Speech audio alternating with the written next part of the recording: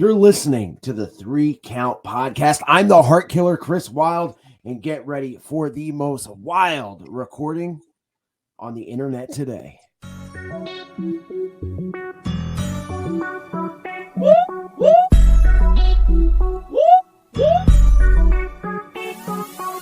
I'm in fashion, roll with cold passion. Welcome everybody to another great edition of the 3 Count Podcast presents Now Entering Ring, and I'm your host, Clifford Red Dog Miller, the man that leads you up this mountain called wrestling.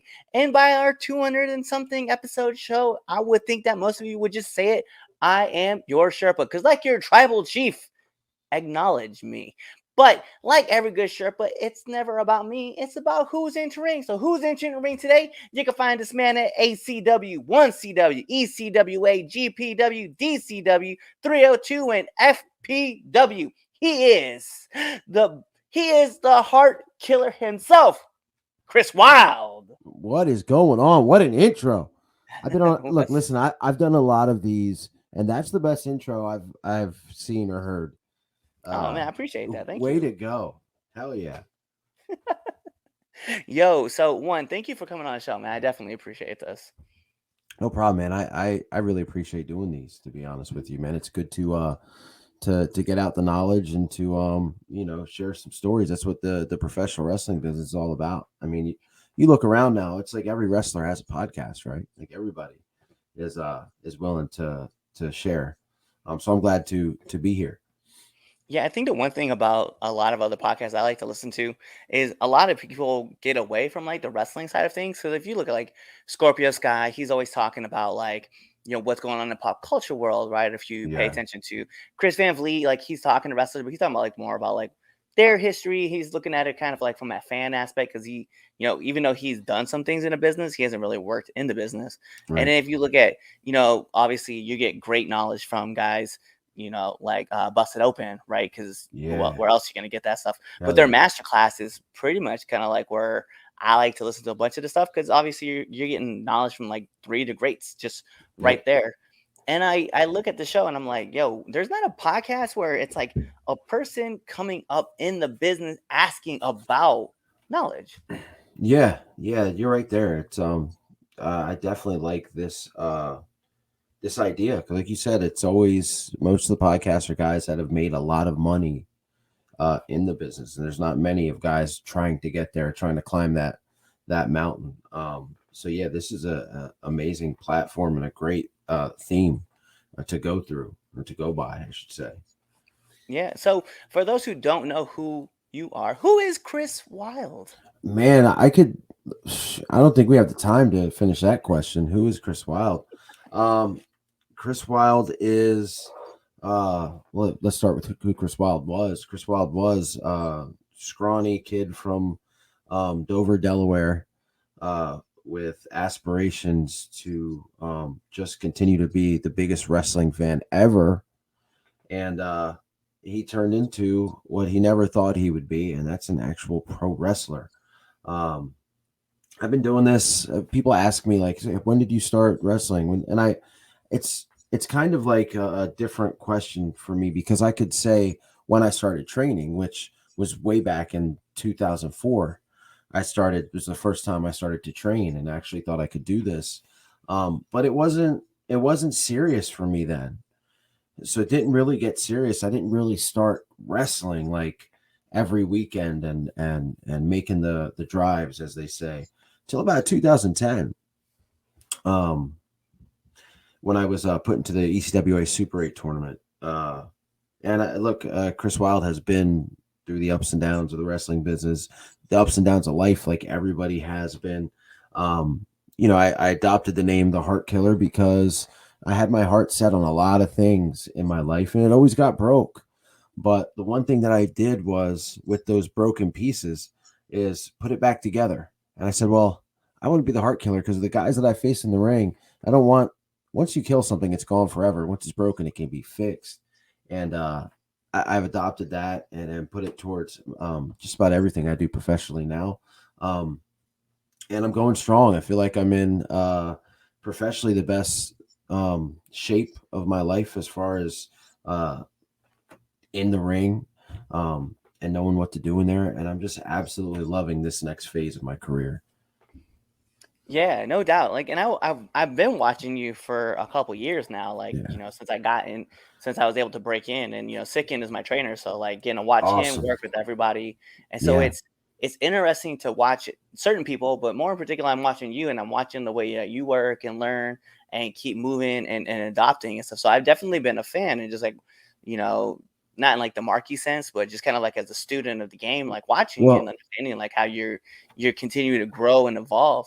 and You I, had this like killer match actually just this past weekend. For full transparency for those who are watching this, yeah. we're actually recording this on August 9th. We had this match with Silas Young that was like a 20-minute Yeah. barn burner. Yeah. Yeah. That was, man, it was one of my better matches in my career. I got to be honest with you, but just to rewind for a second, man, like, don't be afraid of that word mark. Like it's such a negative term in a way, but at the same time, like we're all marks. Like I'm still a wrestling mark. Like I mean, dude, I was watching like SummerSlam '94 like a couple days ago and marking out. I'm in a room full of wrestling action figures. Like it's don't be afraid of that term. But yeah, the match with Silas Young, dude, was it was intimidating to say the least. If you want me to go into a little story about how that day went, I can do that.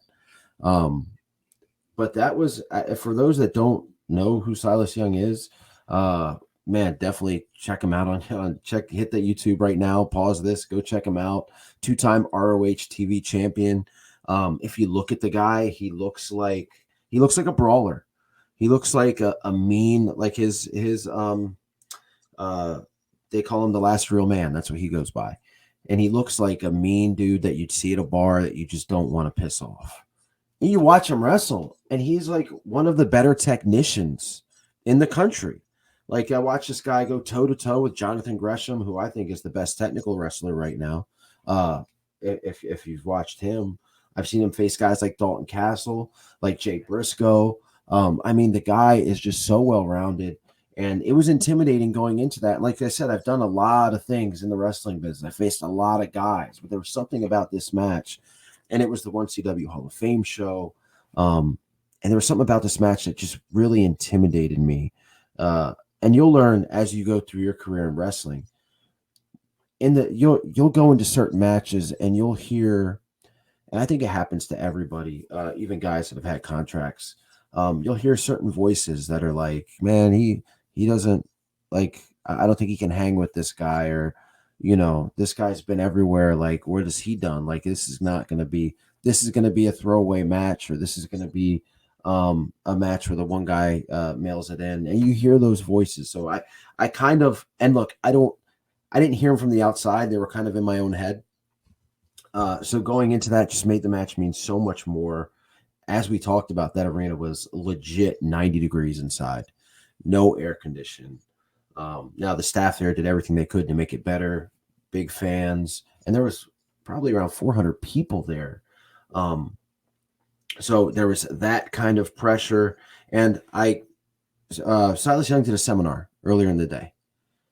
And normally when you get to the building, you get a little bit of time in the ring to kind of loosen up, think about what you're going to do, feel how the ropes are, the whole thing. And the seminar kind of ate up a big chunk of time to where we really didn't get a lot of ring time before the show. So I was in there with Mark Haro, who helped train me as trainer for 1CW. And we did something, and the way I landed, I kind of tweaked my ankle a little bit. And I was like, you gotta be kidding me. Like, why is this happening right now? Normally that would be in my head, dude, and I would be messed up. And I just kind of put it in the back of my head. I had a really good conversation with Sean Hardy. They were doing the Hall of Fame. Kevin Brittingham went in. He was important to that company. He unfortunately passed away months ago, COVID-19. And Sean said to me, and like this was a private conversation, but I'm sure he won't mind me telling you. He said, you guys are up first, and I need you up first because the crowd there's going to be a lot of emotions. The crowd's kind of going to be down, and we need somebody that can bring them up and pretty much make them happy after being so sad. that right there, it's like, holy shit. Like now there's a whole different kind of pressure. So we went out there, man, and like and again, you're getting a first on this. This is a story that nobody has heard yet, except for a couple people. But um, we got in the ring, we started to wrestle, and we didn't really have to touch each other for about 3 minutes. I think that's one of the most beautiful things about this art form that we do is controlling people's emotions. And we didn't touch, and the crowd was going nuts. I mean, for probably 3 minutes, they're into what we're doing with. And again, we hadn't touched each other. So the crowd was there. I could just tell at that moment. I was like, this is going to be good. We start to wrestle a little bit. In Delaware, for those that don't know, there's a rule by the commission set up in Delaware that if anybody bleeds, that's it. End of the match. Like they're not allowed to bleed in Delaware. So we start to wrestle. I'm down. This is a couple minutes in, and the referee says to me, he's like, you guys got to finish the match. And I'm like, what? Again, it's so loud in there with the crowd. I could barely hear him. And he's like, yeah, he's bleeding. And I look up, and I just on his nose see a little bit of red. And I'm like, you got to be kidding me. All this month of build, all the training, everything that went into it, just like that is going to be done. And what had happened was he, for whatever reason, had a little scrape, and because it was so hot and because of the sweat, it made it look like it was more than it was. He wiped his face, and it just stopped and it went away, and he was good. So we had that to deal with. As a person with anxiety, man, normally, again, that would have ruined everything for me, but we kept it together, and it just happened to be just a really wonderful match. I can't put into words the feeling of having a match like that, having the crowd completely into everything you're doing, then going into the back, dude. I didn't mean to get so long winded, but it was just it's everything that I love about professional wrestling, about doing this, controlling the people's emotions, working your ass off in the ring, having great chemistry with somebody, and feeling like you belong afterwards. Because even like I said, guys have been doing this for decades. If they tell you that they've never had this kind of feeling, they're lying to you. Everybody has a feeling where they want to go out there and prove themselves in one way or the other. And that was the way I thought about Saturday. So No, that's lit though. It's funny because yeah, like I remember like walking through the back, and Silas like stopped me, and he was like, "Hey, do you know where Chris Wylde is?" And I had legit just seen you maybe like 30 seconds before. Like yeah, you're in the back when you're in the locker room, and then you had just like stepped out. And I was like, and as I turned to look, the point where you weren't there. And I was like, yeah. he was right there. And I'm sitting next to this person. I was like, yo, this man is very intimidating. He is, yeah, Yeah, and I was like, he was right there. I saw him go out. yeah, You can't miss him. And he was like, okay, no problem. yeah, And then like right when I turned, he goes to walk, you were walking in. I was like, oh, there. And then he was like, all right. But I was like, I was like, oh, just like yeah, that brief interaction with him. And I guess like every time like I got around him too, like I got like wide eyed because like you said, man, like this one of the best technicians in the world. yeah. And I'm just sitting here just in awe of like watching this man go through and he was super nice. And I was sitting here like looking like a deer in the headlights. I was just Yeah, he was, and I hate to ruin his gimmick, but he was a nice guy, man. He was a really nice dude, and after the match, like we had a good conversation, um, and I think that is, I mean, to any up and coming wrestlers that are watching this, uh, if I could give any advice, there's a bunch of things I can get into with advice, but one of the things is like find somebody you can learn from. Like you have your training, like Sickened is your trainer. What a great talent he is. We had our first one-on-one match months ago, and first time we ever touched, same thing. It was just a great match. The chemistry was there, everything clicked, the crowd was into it. um but you have your trainer, and he can only show you so much, and he'll tell you that he can only teach you so much. So now it's up to you to what do they say, that on the job training basically, and you find somebody, that you can learn from. So I tell a lot of promoters, like, I just want to, I'm still learning. Like, put me in. I don't have my name's not on a contract anywhere. So I still need to learn. That's the way I look at it. So, I would just tell people, like, get in there, find people that you can learn from in the ring, take it as a learning experience. After every match, I ask, what do you got for me? Is there anything, any critiques that you have? I want to hear the negative shit. I don't want somebody to say to me, "Oh, it was great. Everything was good." No, no, no. Like, give me, even if it's the smallest thing. You have a little bit too quick on something, or if I pulled back too much on something, let me know. Uh, that's that's how you get better. I think that's So the important thing too, is that like I recently had a match and I was asked for critiques, and like a list of negative things came through, right? And the person was like, "Hey man, like I don't mean to be so negative about you." I was like, "No, no, no, no, no, no, no." I was like, "Because if you're not talking about the good stuff, that means I'm doing them right, and that's fine." I was yeah, like, "But if you're talking about the negative things, these are the little things that are gonna make the bigger picture better." And I think yeah, a lot of people when they ask for critiques, they're looking for like that little ego boost. And I'm yeah, always looking for that opposite. I'm not saying to help tear myself down because that's not what I mean, but I just mean in the sense of like I want to be able to take notes, just write yeah, stuff down and understand like, hey, oh, this is yeah, something you can work on. And I'm always writing stuff in my notebook. Like I have it with me everywhere. So yeah, I'm willing to sit back and take notes and just sit back and listen to people tell me like, hey, your footing was off here. Your tie up was a little lacking here. Your intent isn't as strong here. Like I look back and I yeah. can be like, all right, cool. Let me fix these. And that's the perfect mindset to have. Like you said, I don't. Some guys want to hear, like, that they're how great the match was. First off, how the match was. You already know when you go to the back. Like you said, I want to know, like, what if you tell me my footing was off. I'm going to work on that, and it's going to be better the next match. Like, you want these bad things. You want to hear these things so you get better. And the notebook thing, man, that's a lost art. A lot of guys, when I was coming up, had the notebooks, and they would every match write what went right, what went wrong, the crowd, even the size of the crowd. And people stopped doing that, man, for whatever reason, social media or whatever. That's a great habit to have, is having that notebook in your gear bag, and doing that. That's really awesome stuff. It's funny because like this podcast has kind of like opened up a lot. Like I said, like at the beginning of the show, we're like 270 episodes into in the show Wow. now. And I've been able to pick the brains of like a lot of different people, but the one consistent message and I think this was like more of a blessing in disguise than anything. But in the first few episodes that we did, a lot of people kept talking about having a notebook or jotting in a notebook, writing in a notebook. So it got pounded into my Yeah. head to the point where I'm like, yo, let me grab this notebook. Let me start jotting some notes down.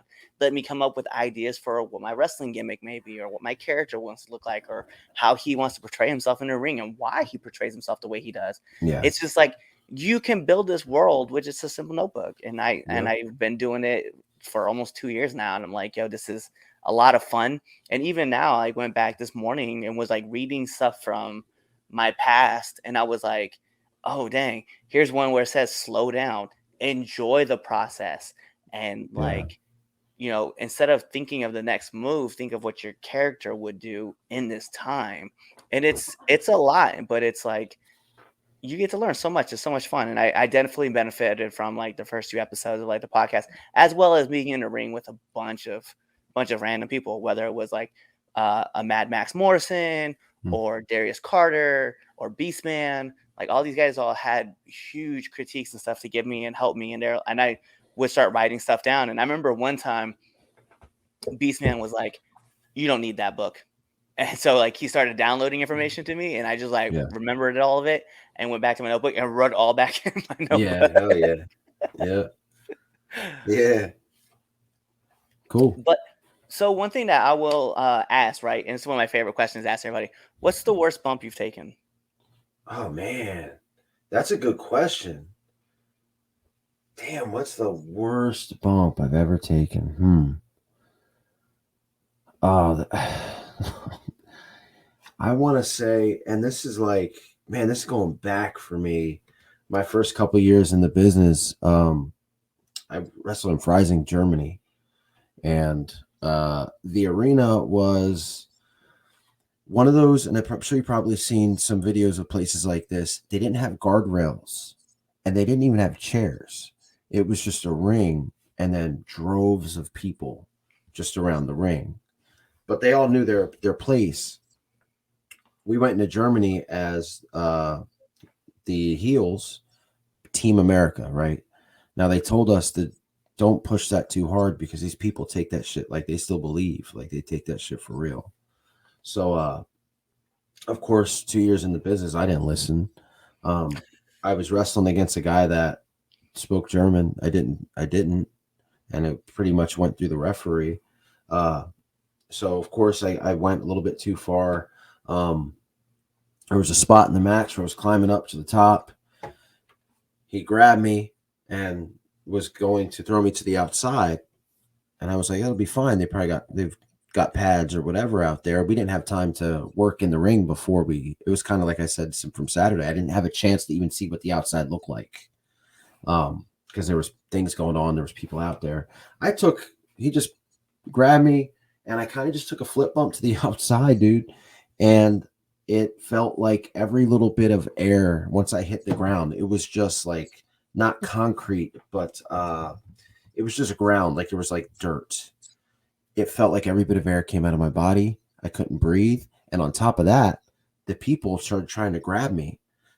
Because they didn't like, because I was a heel. So Right. all you see is me go. I got the video somewhere, and you see people just like almost like jumping on me, and nobody was hitting me, but they were trying to grab me or they were pushing me around. So I couldn't even get my breath. One of the guys that I came to the country with had to run out and do like a legit run in to grab me and put me back in the ring. And I'll never forget that because, like I said, it was like being out of breath and feeling like someone's going to try to kill you at the same time. It was the worst. The bump, if I did it anywhere else, probably wouldn't be that bad. But yeah, that was terrible. Terrible Dang. feeling. And other bumps I've taken, man, like I don't know, but what it is with my body. So I'm legit 5'7". My knock on wood here, man. I don't want to. I really don't want to test fate, but I've never really taken. Besides that, and even that wasn't that bad. I've never really taken a bump that's been like, holy shit. Uh, I did a spot on Monday Night Raw where Braun Strowman threw me from the ring, literally onto the entranceway where there were no pads, and everybody thought like I was dead. And I swear to you, it didn't hurt, not even a little bit. Like I felt great going into the back. The Ronda Rousey bump didn't hurt. It was on the ground and it didn't hurt. I feel like because I'm of my size, I feel like maybe a little bit more compact. To where if I was a little bit taller, I'd probably get fucked up. It'd probably be bad. But yeah, I've never had anything, knock on wood, really crazy happen to me. Yeah, I So was like, now I remember the Rousey one. I was like, dang, like getting yeah. flipped around and stuff. I was like, oof. Now I broke my wrist in the ring with that was the worst injury I've ever had. I broke my wrist in the ring. We were in the Showboat in Atlantic City. Before GCW had that building, ECWA had it. And I worked Joe Gacy. We had a big feud. And I did a missile drop kick. I've done it a million times. A million times. And just this day, the way I landed, I put my hand down and my wrist completely shattered. It was terrible. We maybe went a couple more minutes just to get the match over with, and then I went right to the emergency room. It was terrible. The No, worst. that's what reminds me of. Like, it's weird because I know like the first time that you and Sicken actually were in the ring together was like one of his first matches back after shattering his elbow. Yeah, he told me that story, and I was like, "Oh my god!" Because he wasn't even. It wasn't anything huge that he did. You see, he got ran into the post, right? Was that? Yeah. And it's just like, oh my, and it put him out for months. Yep. And And it's that it was weird because he told me he's like, yo, he's like, I've done this numerous times, and just like you said, this one time that it was just, and I remember like talking to him about this because we went back and watched the film, and we were talking about it. And he kept telling people like he hit it on the rebar, like because the way that yeah, post was, he's like hit on the rebar. I was like, no, dude, the hook of the post went Oh, into your skin and God. ripped everything. I was like, stop. I was like, and I was like, one, it's pretty lame to tell people that you hit on the rebar when you didn't. But two, it's way cooler to tell people that you broke your elbow on a hook versus like, Damn, I just cringe thinking about that. Oh yeah. man. And he's like, oh, that's what happened. I was like, well, because like we were talking, he's like, I don't understand like why I was bleeding. I was like, I do. And I Mm, kept trying to tell him like this is what happened. And we went back and looked at the foot, and we probably looked at it like 80, 90 times. And then finally it clicked, and he was just like, oh, because jeez. we were talking about it. We were at practice, we were training, and I was just walking, and I legit hit the post how he would have, and he was just like, oh wow. And then yeah, Damn. everything. Yep. Terrible, And now man. he's like, oh, I'm back now, but he can't like, one arm's like, I can't stretch this out as far as the other Yeah. one. So Mm, it's wild. yep. No pun intended. No pun intended. Yo, after a match, we all have these things, and I want to know what's your post match snack or post match meal? Oh, dude. So weeks that I have matches. Normally Sundays are my cheat day, right? It's Saturday night into Sunday when I have matches. So I don't really eat like the whole day. I'll have something like a protein bar for energy. Um, Dude, after a match, especially after a good match, man, I want, or is this can we cuss on this? I Oh always, yeah, okay. yeah, I want a fucking disgusting. When I say disgusting, I mean as far as like not good for your body. Extra cheese pizza with pepperoni and ricotta cheese. Oh, let's That's go. Dude, that's my go-to. If I'm in a car with a bunch of guys and that can't happen, there's nothing like some wings, some buffalo wings, something to remind me like, dude, I deserve this shit, you know. But that's it. A lot of companies like 1CW had some pizza in the back. I didn't touch it because it's not the same. I was like, it's not the same. I need that first, gooey, nasty, oily taste of pizza. Um, and then, as you know, sometimes, man, like you're just places where, again, like you might get done too late. They're in a pizza shop. So you got to hit the Wawa or the Sheets, depending on where you're at. But yeah, if I could, man, it's just, again, it's a big, nasty slice of pizza, man. Hook me up.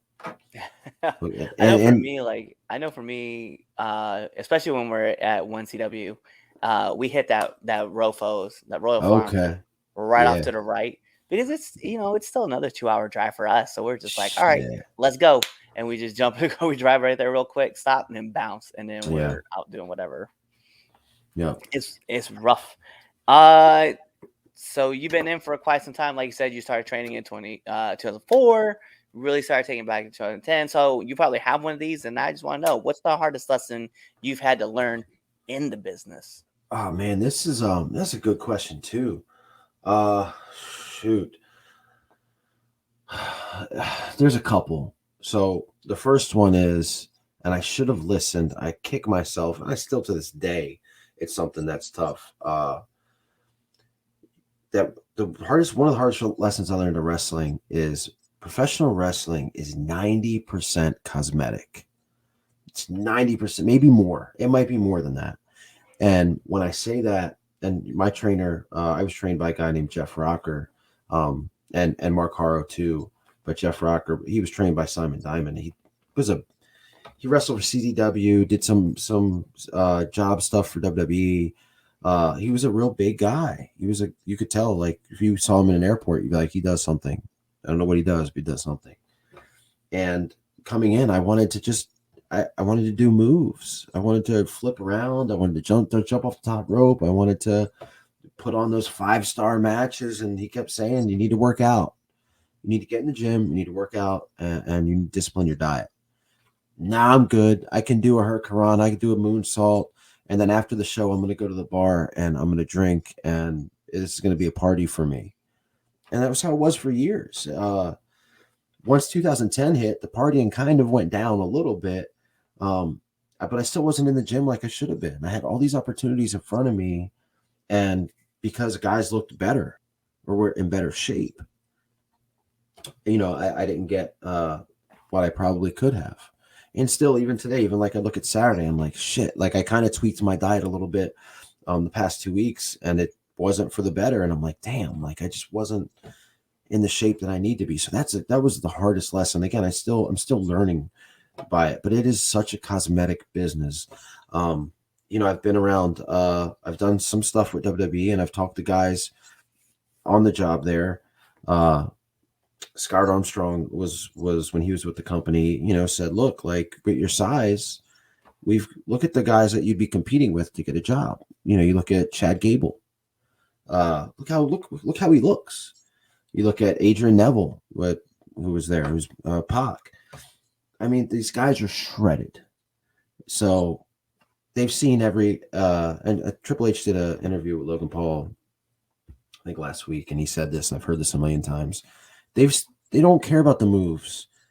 They've got guys that can do literally every single move you can think of. They want something extra, whether it's character, that could be a cosmetic thing. If you have a great character and it works kind of like an Orange Cassidy, he doesn't need to be this big ripped guy. His character is the cosmetic that works for him. But there needs to be something there. And I was just so worried about the moves and the lifestyle and living that rock star wrestler lifestyle. And that's the biggest lesson for me there is like, you have to discipline yourself to be in the gym and to look like something.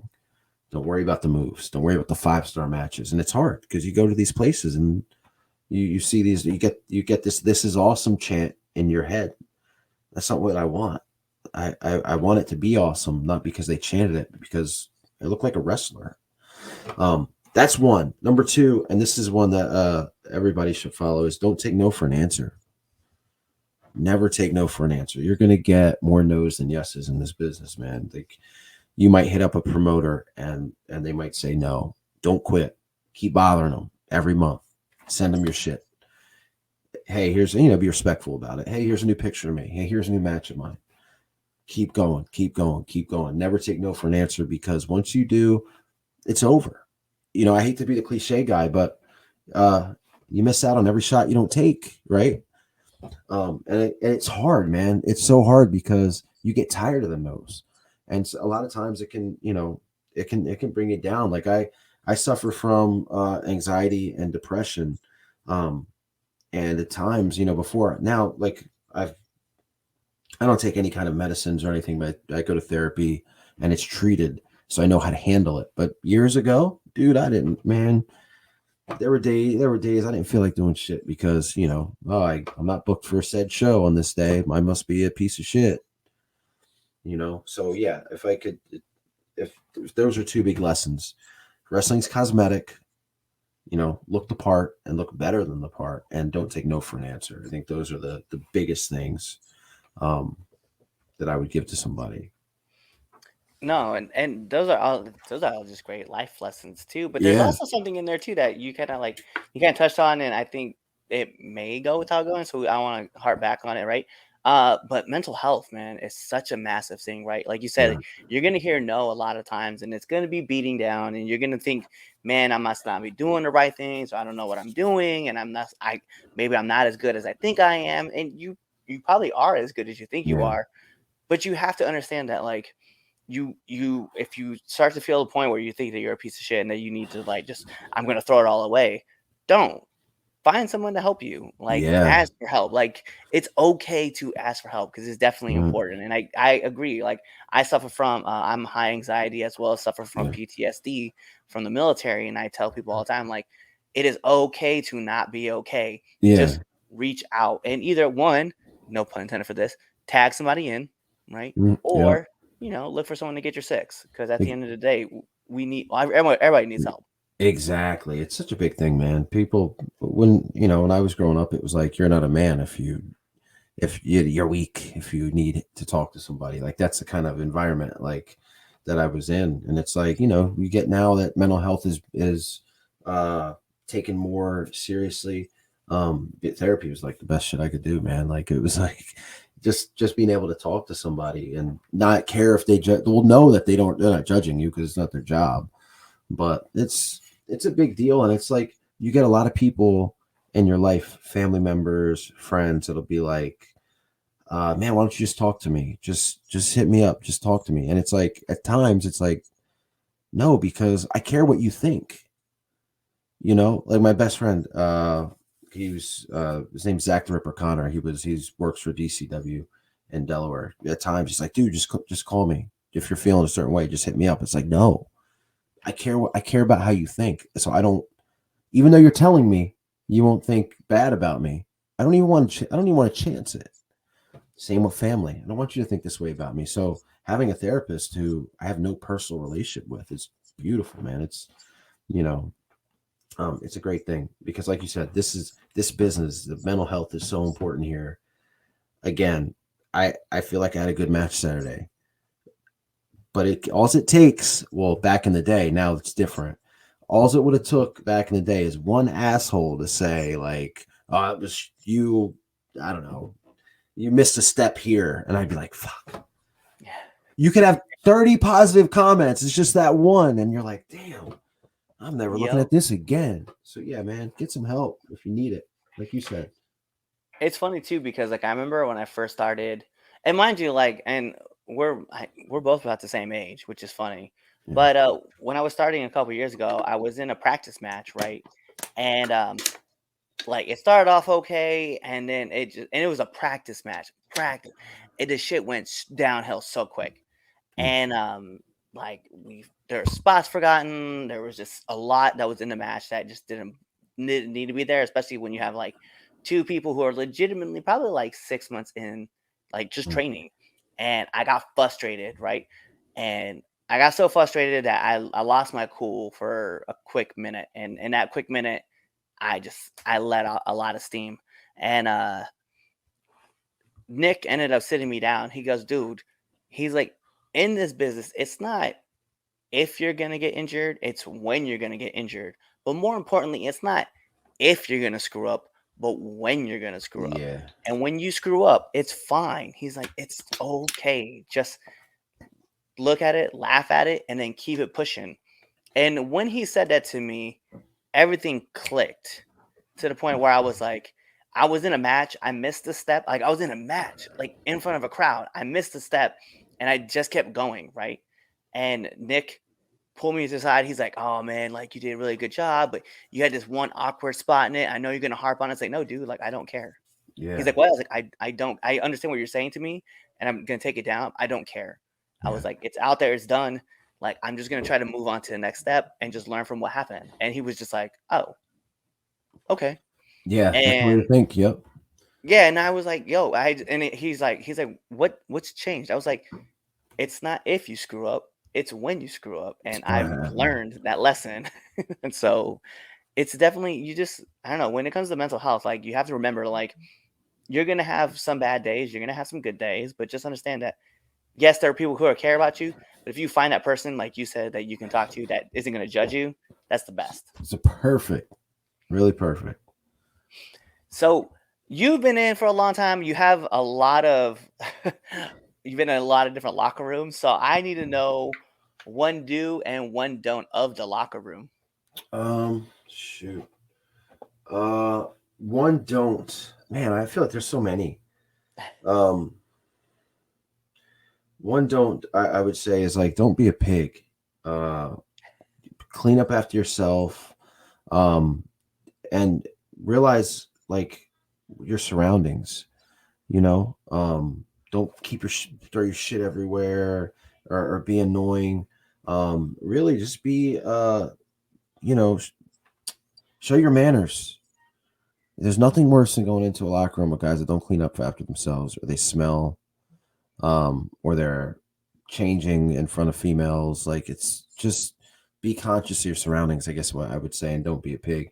And one do is, if you're in a locker room with vets, do find a time to talk to them, and without being annoying. And I mean, not when they're putting their match together or when they're eating or when they're on the phone, but if you find a time where you see that they're not doing anything, definitely go up to them, introduce yourself, because they'll remember a face. There's so many assholes in this business. They remember the good ones. And ask any questions. Limit it to like two that you might have. Even say, I tell this story to people. And again, I'll go quick here because I actually do I have a shoot job. I work at a prison, so it's getting almost time for that. But I was in a locker room with Scott Hall. This is probably 3 or 4 years ago. When he was doing really well, and I had a match. It was the first. It was the first match on the card. With a guy named Shane Andrews, who was really good. And I went up to Scott. I introduced myself, and I keep to myself. I'm more of an introvert, like in regular life. But I'm like, man, I don't know when I'm ever going to see Scott Hall again. I love this guy as a kid.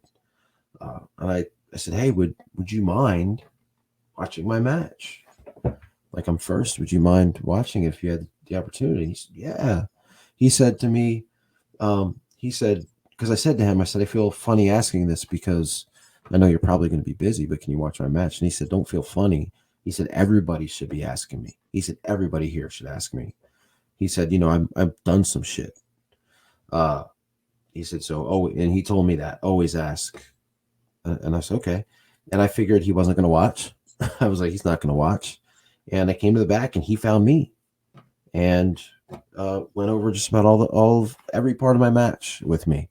And it was like, man, like that was one of the coolest things to ever happen to me. Like in my career, like have a guy like Scott Hall actually watch your shit. Again, I'm 5'7", man. Like Scott's a dude, and I looked at and I was like, he's a guy that likes big guys, But man, he took a real interest in me and that match. I'll never forget that. So again, and that was such a good moment for me. And now that Scott unfortunately is not with us, like it's something that I'll think about and I'll always remember. And I could have, if I didn't go up and ask him, I'd never have that memory. I'd never have the knowledge that he gave me. It would just be a lot of guys just go up to, I guess this could be a don't too. A lot of guys will go up to guys and just, let me take a picture. You know what I mean? Like, let me take and not even ask the guy, like, hey, any questions? Like they'll have a guy that's been on TV and they'll want a picture for their social media, but won't ask like anything. Hey man, like it could be anything. Hey, what color gear do you think works best on TV? It could be anything. Hey, I'm wearing trunks. Does it look right? Do you think it could be literally just anything? And they don't ask. They just take the pictures and whatever. JJ Dillon told me once, if it's a legend, if it's somebody that is a legend in the business and you feel like you might not ever see again, the pictures are fine. If it's a Ric Flair, Tully Blanchard, somebody like that. If it's a guy like, and again, I'm not nothing against any of these guys, but if it's just a guy that was mid card on WWE, it's not working in the locker room, and you go up and you grab a picture with them and don't ask of any questions, he's probably going to look at you as, like we said, using that negative term mark. That's when it's the negative term. So yeah, ask questions to the legends. Don't be annoying. And, man, try to stay away from those pictures unless, I mean, I've been a victim of it sometimes. I'll take, I think I got a picture of me and like Enzo or something somewhere, but I try not to, man. It's funny because like I go up to people and I'll introduce myself like, hey, I'm Cliff, I'm working as Red Dog.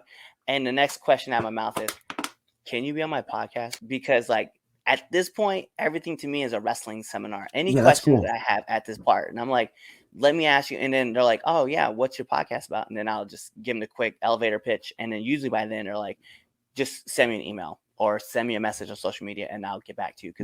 And then the best thing was we had a former WWE superstar in the locker room this last week. Yeah. And I definitely asked him and he was like, yeah, send me an email. He's like, I definitely want to help you out. He's like, this is really cool. And I was like, there we go. So yeah, ask questions. And worst they're going to say is no. And at that point, you don't take no for an answer. You just keep asking them later.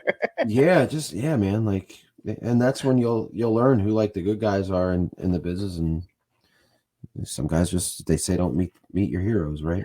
Right. But so listen, We're going to get into the second best segment of the 3 Count podcast. People try to figure out what the first is. It's the Red Dogs Power Rankings. You can find them on some of our Sunday shows because it's kind of been spotty lately. But this is the 3 Count podcast, 10 count questions, and this is how it works. Mr. Wylde, I'm going to fire off 10 questions at you rapid fast. Okay. And whatever's your answer, that's your answer. Let's do it.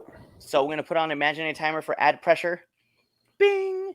And in the words of Mike Goldberg, here we go. SmackDown or Raw? SmackDown. Favorite movie? Goodfellas. Sonic or Mario? Mario. Favorite cartoon? The Simpsons. Android or Apple? Apple. Favorite actor? Sylvester Stallone. Let's go. PlayStation or Xbox? PlayStation. Favorite podcast?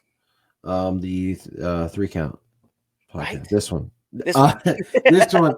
You know what else? So I've listened to. I listened to a lot. Is the Kevin Nash podcast, which just came out. Yes. Excellent. Nominate one person that you want to see on this show. Damn, only one. I can name a million. Mark Haro, who is he works for 1CW. He helped train me. This guy is like a savant, and I think more people need to know who he is. I like it. I like it a lot. And then last but not least, my favorite question to ask every single person who comes on this podcast. Favorite curse word? Favorite curse word is the F word. Let's go. That's what's necessary in life. life. There you go. Yeah. So last thing I have for you is just to let our listeners and our viewers know where they can find you. You can find me at the Chris Wylde on Twitter, Facebook Chris Wylde. I do have a little podcast of my own. That really, as busy as it's been, I have not paid as much attention to. You can still find content on there maybe twice a week. And I'm a big Philadelphia Eagles fan. So I do a podcast to the team. It's called the Eagles News Now podcast. Find all my stuff on YouTube. And sometimes I'll do some movie reviews and stuff like that too. Really, it came in handy during the pandemic. Because I couldn't go to the gym. I'm a first responder, so I still worked. Yeah. But I was like, screw it. I got this iPhone. I'm going to do some videos on something I'm passionate about, and football and Philadelphia sports is one of those. Bet. Well, there you go. He gave you his handles. He told you where you can find his podcast too. So go check it out. Subscribe to it. But like every great part of a wrestling match, we got to take this home. Because this is the 3 Count Podcast presents Now Into Ring, and I'm your host, Clifford Red Dog Miller, the man that leads you up this mountain called wrestling. But like every good Sherpa, you got to have someone who's been there, done that, and can do it more efficient than you can. That's why it's never about me. It's about who's entering the ring. You see him right there, okay? He is the heart killer himself, Chris Wylde. You guys know what to do. Tune into the next episode and be there, or you're subscribing to our YouTube channel. You're following us all of our social media platforms, which are right here on the bottom. Mm-hmm. You're even going out and subscribing to us on either Apple iTunes, or you're finding us on Spotify. Subscribe there. You're going around to our pro wrestling tees. You're buying our merch right there. You see it in the center. And then, you're doing all that stuff, or you're just waiting for this episode to end. You're waiting for the outro, and then you're choosing another episode to listen to. Peace. What's going on, 3 Count Nation? I'm Clifford Red Dog Miller with the catchphrase. But what I really want you to do right now, go to twitter.com, right? Go over there, find us at the 3count_pod, give us a follow, give us a like, give us a comment. We want to talk to you guys. Go to IG at the 3 Count Pod. Give us a like, give us a follow, leave us a comment. We want to interact with you. Go to youtube.com, give subscribe, turn the bell on, turn the notifications, leave a comment. We want to talk to you. Go to anchor.fm/the 3 Count Podcast, and in there, you can leave us a message, and we will talk to you. Basically, what I'm trying to tell you is that we want to talk to you. We want to have fun with you guys, and we love listening to what you guys have to say. Also, one thing I need you to do for me, the 3 Count Podcast also has merchandise. At prowrestlingtees.com/the 3 Count Pod. Please go buy our t-shirts. We love you guys, and we hope you love us too. So show us some support, please.